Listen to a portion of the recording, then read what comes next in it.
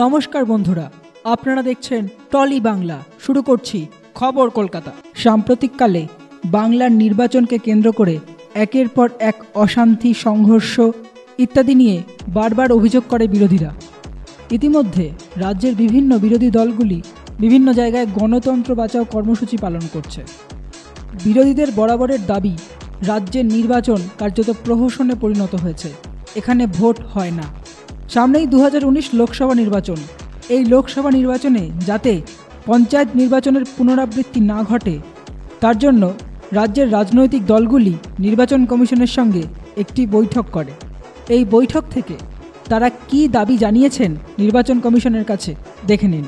100% VVPAT সব বুথে use করতে হবে এবং আমাদের রাজ্যে যে বর্ডার যে রাজ্যগুলো আছে, ঝাড়খণ্ড, বিহার এবং আসাম, এই দিকের পার্লামেন্ট সিট এবং ওদিকের পার্লামেন্ট সিট একদিনে ভোট করতে হবে, যাতে রাউডি মুভমেন্টটা না হয়।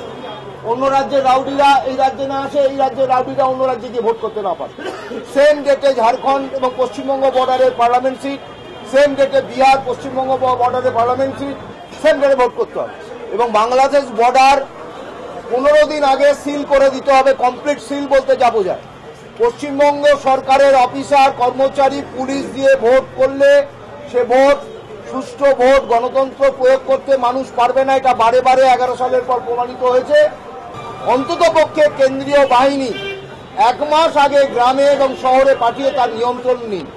গ্রামের নিয়ন্ত্রণ, শহরের নিয়ন্ত্রণ যদি কেন্দ্রীয় নির্বাচন কমিশন নিতে না পারেন, তাহলে অবাধ সুষ্ঠু গণতন্ত্র প্রতিষ্ঠা করা যাবে না আমাদের রাজ্য পশ্চিমবঙ্গে।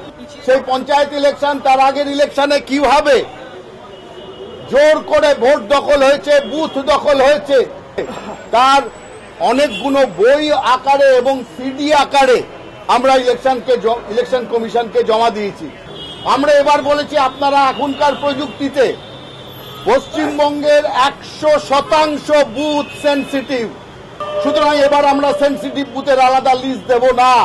আমরা এখনই জানিয়ে দিলাম।